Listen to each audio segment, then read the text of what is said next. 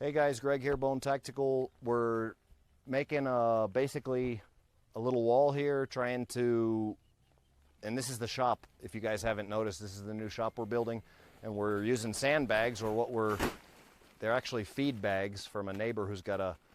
chicken farm, but we're doing land control because this was just a mountaintop right here, and just basically what we did was cut the top off the mountain